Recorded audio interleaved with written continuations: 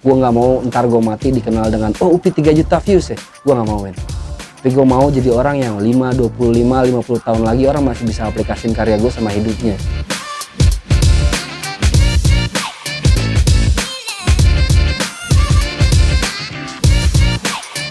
Awalnya sih gue suka sama hip hop, pasti gue ketariknya dari hip metal dulu sih. Gue suka banget sama Korn sampai sekarang. Di KTP, SIM, buku nikah, tanda tangan gue Korn sampai sekarang. Nah di satu album Korn di Follow the Leader itu ada satu lagu judulnya Children of the Corn featuring sama Ice Cube. Nah begitu. Sebelumnya gue udah denger hip hop, tapi kayak begitu gue denger beneran rapper masuk ke dalam track hip metal, kok kayak gue dapet ambience baru nih. Oh ternyata rap bisa kemana-mana ya. Nah setelah gue dengerin itu gue jadi suka banget sama Ice Cube. Akhirnya gue ngulik lagu aslinya Ice Cube kayak gimana sih. Habis dari Ice Cube gue nemu Snoop Dogg, gue nemu Tupac, dan akhirnya gue makin jatuh cinta sama hip hop akhirnya. Tapi yang pasti kenapa gue suka banget sama hip hop dan gue masih menekuni itu sampai sekarang, entah kenapa hip hop kayak empowering gue untuk lebih berani menghadapi hidup aja sih kalau buat gue sih. Kebetulan memang ruang lingkup gue kan waktu itu emang gue suka hip hop, tapi gue waktu itu nggak terlalu nyebur ke komunitas karena gue bingung mau nongkrongnya sama siapa. Waktu itu eranya hip hop lagi beef-beefan nih, lu kalau nongkrong sama yang satu dimusuhin sama yang satu, pokoknya rutenya seperti itulah. Akhirnya gue berpikir gue nongkrong sama teman-teman gue aja lah yang anak band.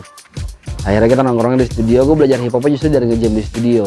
Sampai akhirnya gue sama teman-teman memutuskan bikin band namanya Rebel Education Project di tahun 2012. Kita jalan, walaupun formatnya tetap hip hop, tapi sebenarnya rootsnya tetap lebih ke hip metal sih. Di tahun 2014 kita bikin album, tapi gue kayak kok gue bikinnya kayak gue belum bisa infiltrasi ke skena hip hop lokalnya. Akhirnya di 2017 gue izin ke teman-teman, boleh nggak sih gue bikin side project solo dengan nama Tuan 13, tapi yang memang lebih hip hop banget aja gitu. Akhirnya di 2017 dia berjalan lah Tuan 13 sampai sekarang gitu. Waduh, gue kalau ditanya part itu gue agak bingung sih. Tapi mungkin gue nggak ada kerjaan kali, kebanyakan waktu luang kali. Jadi yang gue tahu ya udah bikin karya aja terus gitu. Dan gue selalu punya mindset gini, menurut gue di era sekarang kolaborasi adalah investasi paling mahal. Itu kenapa gue seneng banget kolaborasi sama orang, atau sama grup, atau sama kolektif, atau apapun itu. Karena menurut gue dengan gue berkolaborasi, gue mengeksplorasi musikalitas gue satu. Gue kedua menambah market gue. Itu kenapa gue kayak jarang kalau lihat kayak featuringnya sama yang benar-benar hip hop gitu. Gue lebih suka yang keluar dari kotak-kotaknya hip hop justru menurut gue itu bikin jadi hip hopnya makin lebar. Tapi kalau formulanya apa, gue nggak punya rahasia apa-apa selain bikin terus aja sih. Karena emang cuma itu cara yang gue tahu, nulis, nge-rap, nge-rap, itu doang yang gue tahu. Gue di tahun 2018 tuh banyak banget ya kolaborasi. Totalnya tuh 51 setahun. Kalau gue pikir-pikir gue gak ada kerjaan apa ya.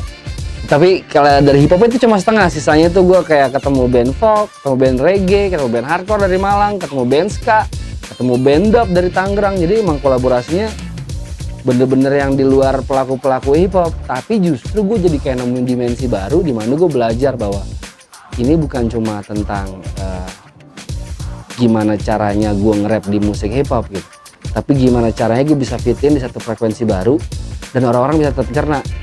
Nah gue ketemu tuh akhirnya metode itu, makin nyaman lah gue di kolaborasi. Akhirnya karena gue terlalu banyak kolaborasi, gue rasa gue udah cukup belajar. 2019 akhirnya gue memutuskan untuk bikin album gitu.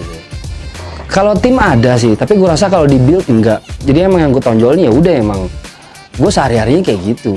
Jadi gue nggak berusaha untuk mencoba jadi orang lain di karya yang gue bikin atau di interview apapun itu. Ya gue jadi gue aja gitu. Jadi mungkin orang-orang lihat itu branding, enggak, emang gue seharinya kayak gitu.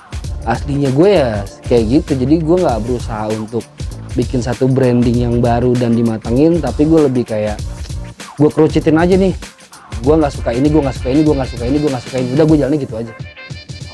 Kalau masalah kolaborasi, gue percaya banget bahwa ini udah semesta yang ngatur sih. Kadang-kadang gue nyari sampai congean pun, gue kumpulin 10 produser, belum tentu ada musik yang gue nyangkut gitu. Jadi kadang-kadang memang prosesnya lewat networking, lewat nongkrong, lewat kita tuker pikiran, sampai akhirnya yaudah bikinnya sesuatu deh. Ketemu tuh enak. Kayak gue sama Dom tuh bener-bener nggak ada rencana. Tiba-tiba dia bawa laptop, Dom gue cek ya musik-musik lo ya, gue cek. Terus tiba-tiba gue nemu 10 beat yang menurut gue enak banget. Salah satunya adalah musik di lagu Move. Lagu dari 10 musik yang gue ambil, satu ini yang gue matengin, dan akhirnya ini yang gue jadi materi album. Jadi kalau prosesnya itu kayak organik banget sih, gue nggak pernah mengarrange untuk bertemu siapa. Jadi siapapun yang ketemu di perjalanan gue, ya itu aja kolaborasi gue segitu sih. Itu satu organik. Kalau gue kedua ini, menurut gue manggung itu capek, tapi hal paling capek setelah manggung adalah bikin engagement ke orang-orang yang sudah datang tadi.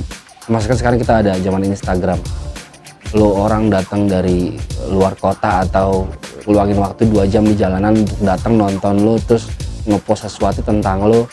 Kalau lo nggak kasih feedback, menurut gue akan sangat sayang sih. Kalau kita bilang makasih doang, menurut gue itu apresiasi sangat luar biasa. Nah itu yang gue terapin. Jadi gue bisa habisin waktu gue 3-4 jam balesin instastory orang makasih. Nah itu treatment yang gue bikin buat ke teman-teman yang dengerin gue sebagai ungkapan terima kasih gue. Ya mungkin itu yang bikin kayak teman-teman ngerasa punya kedekatan tersendiri sama gue gitu sih. Tapi gue bener-bener nggak mengarrange itu, cuma karena memang gue basicnya dari fans juga. Gue suka kalau gue suka sama orang terus orangnya ngasih feedback positif, dan gue udah gak dapet. Nah gue mau ngasih itu ke orang-orang denger musik gue gitu. Ya alhamdulillah ternyata ada engagementnya terjadi gitu sih. Gue guideline gue kalau bikin suatu materi, gue nggak pernah bahas sesuatu yang lagi jadi trending sih. Karena sesuatu yang tren pasti bergeser kan, berubah. Jadi gue kemasnya gimana gue ngobrolin sesuatu yang gue tahu. Kalau gue ngomongin Broken Home versi keluarga gue nggak bakal bilang itu versi keluarga gue, tapi gue bikin Broken Home secara general. Jadi semua orang di luar sana bisa relate sama apa yang mereka alamin. Nah gue guideline gue bikin karya seperti itu. Maksud gue Tupac sudah meninggal dari tahun 96, tapi di mamanya masih bisa gue pakai di tahun sekarang. Gue mau jadi orang kayak gitu. Gue nggak mau ntar gue mati dikenal dengan Upi 3 juta views ya. Gue nggak mau men. Tapi gue mau jadi orang yang 5, 25, 50 tahun lagi orang masih bisa aplikasiin karya gue sama hidupnya. Guideline gue kayak gitu aja udah. Berkarya gue pokoknya gitu aja patternnya. Gue nggak mau bikin yang aneh-aneh. Yang gue tahu gue kemas secara general pokoknya. Gue orang yang di sekarang ini gue sungguh lagi sangat senang karena gue bisa jadi saksi bahwa kita pernah lihat hip hop era kemasan di mana hip hop ada di puncaknya gitu ya. Dan itu sempat turun, dan gue melihat hip hop lagi escalate lagi nih. Gue beruntung banget bisa jadi saksi, bisa ikut ambil bagian dalam proses ini kalau gue. Tapi bedanya ada di atas apa enggak, gue tetap ada di sini gitu aja. Jadi gue nggak ngelakuin ini buat tren. Jadi karena emang hip hop dan musik sudah menyelamatkan nyawa gue berkali-kali, ya ini balas budi gue aja gitu. Jadi hip hop ntar tahun besok nggak terkenal lagi pun nih, gue tetap bakal nge-rap pokoknya. Menurut gue kayak gesekan-gesekan atau beef itu memang gak bisa dihindari sih, ini part of the culture ya. Tapi menurut gue itu yang bikin hip hop sangat sehat. Kita bisa berkompetisi segitu jujurnya, bagusan lu apa gue, hip hop segitunya itu. Nggak ada genre musik lain manapun yang bisa bikin lagu gue nggak suka sama lu, nggak ada. Hip hop doang bisa bikin kayak gitu. Hip hop segitu jujurnya. Jadi menurut gue skena hip hop sampai tahun berapapun di negara manapun akan terus bergesekan dan panas seperti ini. Tapi kalau kita bisa lihat ini sebagai unsur kompetisi doang, akan sangat baik. Cuma yang sayang menurut gue kompetisinya terjebak dalam lingkaran ini nih. Seharusnya mindsetnya adalah bagaimana caranya kita si pelaku hip hop ini yang ada 100 misalnya, 10 besarnya ada di top chart besok, 10 besarnya main di festival nasional. Jadi menurut gue kompetisinya terlalu kecil gitu. Tentang siapa yang paling rapnya jago, menurut gue sangat kecil kalau kayak gitu. Ya udah nih, bukan tentang ngedesain bagusan siapa lagi, tapi yang dapat award siapa nih tahun ini nih, viewsnya banyakan mana nih, atau misalnya kalau manggung ramean siapa nih. Jadi menurut gue kompetisinya udah upgrade nih, tinggal bagaimana caranya menjajarkan itu di industri musik dengan genre-genre musik yang lain sih. Belum bisa tuh lu bilang hip hop sekelas Noah, belum ada orang yang bisa membuktikan bahwa hip hop bisa ada di tahap itu. Jadi secara genre musik lain mungkin kalau dibilang dikecilin mungkin ada lah. Mungkin orang musisi lain bilang enggak kok, kita respect, itu bahasa-bahasa respect. Tapi deep down inside mereka melihat hip hop sekecil itu. Dan menurut gue nih tugas teman-teman pelaku hip hop untuk bagaimana caranya kompetisinya, musuhnya diganti. Bukan kita tapi mereka. Jadi biar bisa sejajar gitu sih. Orang yang di angkatan Kang Iwa yang masih seproduktif dia belum nggak ada lagi, tinggal dia gitu. Itu mesti gue acungin. Ya anak-anak muda sekarang justru produktivitasnya kalah sama Kang Iwa. Menurut gue lu ngapain aja, program tinggal download, mic udah murah kasarnya. Jadi kayak ya menurut gue sih karena memang beda generasi, dan sekarang hip hop kalau zaman dulu kalau sekarang nih kayak hip hop tuh jadi pop culture nih ya. Yang pasarnya adalah 18 sampai 26 tahun misalnya. Ya pasarnya Kang Iwa mungkin secara kapasitas bermusik Kang Iwa sudah lebih dewasa, targetnya juga jadi lebih dewasa. Sedangkan kayak festival-festival besar, target marketnya kan si milenial ini kan. Jadi menurut gue bukan yang nggak relevan, tapi memang sudah beda segmen aja sih. Sudah beda segmen sih. Karena nggak mungkin Kang Iwa atau siapapun di era Pesta Rap nongol bikin lagu tentang party-party lagi dengan umurnya mereka. Nggak relevan dong, ya kan? Dan kita nggak bisa memaksakan hal itu. Kita semua ngelewatin sih fase itu menurut gue. Ya? Karena memang asupan musiknya sedikit waktu itu yang kita punya cuma itu. Jadi begitu kasar lu kalau mau tahu chord gitar harus beli MBS gitu. Segitu mahalnya informasi musik yang lu punya. Jadi begitu lu punya, lu dengerin, lu ngerasa bangga, beranggapan bahwa yang lain jelek. Nah kalau sekarang sehari mungkin bisa ratusan rilisan baru Pak di YouTube kita bisa lihat. Jadi menurut gua kayak ya mungkin eranya pada waktu itu begitu. Kita masih jadi poser yang so tahu aja gitu kan. Gitu. Poser dan memang di setiap genre menurut gua ada tuh kaum purisnya yang menolak untuk berkembang, bukan menolak untuk berkembang sih, tapi kayak terlalu ortodok lah. Nah, menurut gue di reggae ada, di hip hop pun ada pasti. Di era sekarang sudah nggak ada sih. Tapi kalau mau kita lihat bukti nyata dan hidupnya masih ada Kang Ucok Komiset. Dia masih dengan tetap prinsipnya sampai kayak gitu sampai hari ini kan. Itu pilihan ya? Itu pilihan. Okay. Dan dia konsisten, itu yang mesti gue salutin. Iya. Gue lebih suka orang yang bilang A tapi sampai mati lu A dibanding lu bilang A besok lu B. Gue lebih suka orang kayak gitu. Minimal lu pegang omongan lu gitu. Itu lebih attitude ya. Jelas. Toys man. Dois the noise. Oke. Dois the noise. Coba bisa gue suka Gary Syakala. Oke tapi ya. Tuh role model gue banget tuh dia tuh asli. Oke. Role model gue banget. Kang Iwa sudah jelas. Kang Iwa, Raymond. Dia yang jeburin gue. Kalau nggak ada dia mungkin gue nggak nge-rap. Dia ngasih tahu gue gimana caranya, etikanya gimana sih kalau di scene, orangnya siapa aja yang mesti lo kenal. Jadi Raymond salah satu role model gue juga. Tapi emang mostly gue suka semua rapper era Pesta Rap sih. Karena emang mereka berdasarkan filtering yang sudah sangat ketat dan akhirnya jadinya emang bagus-bagus gitu kan. Kalau Baku Hantam nggak ada Pak ya.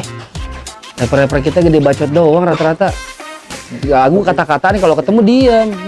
Suel, gangsta studio memang. Mungkin terjadi pada era 2000-an. Jakarta punya beef sama Bandung punya beef sama Surabaya, terjadi sampai ranah fisik mungkin. Ini terjadi. Tapi yang menarik dari hip hop menurut gue, hip hop adalah bukan musik, hip hop adalah culture. Dimanapun dia beradaptasi sama local wisdomnya. Nah itu yang terjadi di Indonesia. Jadi sebif-bifan apapun kita masih orang timur ternyata. Jadi ranahnya memang kompetisi aja. Bagusan mana lu sama gue? By music tapi. Jadi kalau masih ranahnya seperti itu gue sangat respect. Menurut gue emang fungsinya diss atau beef seharusnya seperti itu. Who's the fucking best in music aja. Kalau mau siapa yang paling jago berantem ikut MMA. Beda ranah tuh buat gue, beda ranah tuh. Iya tapi setelah gue denger lagu itu ada satu iklan di YouTube. Minuman energi lah. Laki tanding kalau sebanding. Ya udah nggak usah gue ladenin. Nggak sebanding Pak. Nah kalau dia udah sebanding baru gue ladenin deh. Gitu. Enggak sih. Gue sudah di satu fase gue nggak boleh datang ke tempat kayak gitu kalau gue nggak kerja gitu. Ya mungkin kita semua ngelewatin fase kayak pengen senang-senang, udah rada males. Gue rasa memang proses ya. Nah gue ada di fase yang aduh gue nggak bakal datang kalau gue nggak kerja deh. Oke gitu. Dulu tapi belum. Iyalah semua anak muda kayak gitu men. Masuk klub mabok di luar semua kayak gitulah pastilah. Jelas lah kita lah pastilah. Binder dandet pokoknya. Jangan diam juga dong ya. Enggak. Gue nggak kebiak tapi kenal sama Marto pokoknya. Ini harus masuk ya. Kenal Marto, Jaka gue kenal pokoknya. Ini iya nih. Nggak apa-apa sih. Karena gue tinggal di VIY dari kecil kan. Karena gue tinggal di VIY. Oh iya VIY Biak Gang Subur, udah triangle memang. Batirnya kampung Ambon. Jadi saya tahu lah gitu. Iya.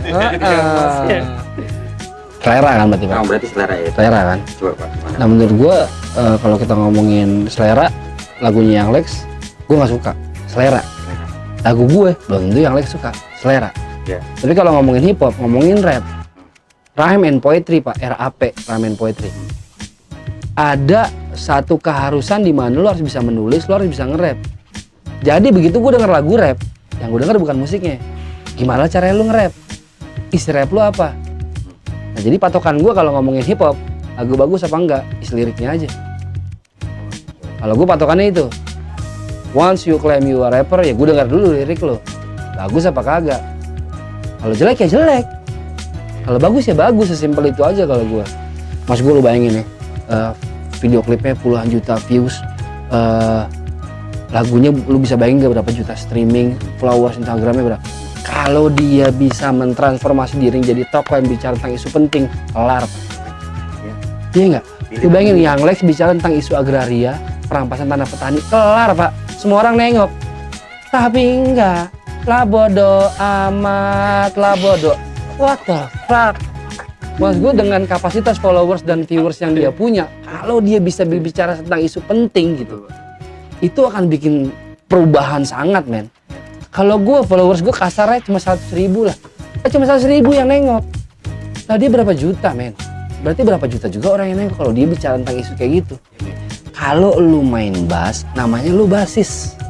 Kalau lu main drum, namanya drummer. Lah kalau lu nge-rap, namanya lu rapper. Nah yang terjadi fenomenanya sekarang adalah rapper nggak bilang dia rapper. No, gue bisa lebih dari rap soalnya. Gue bisa bisnis. Tai kucing. Lu nge-rap ya lu rapper.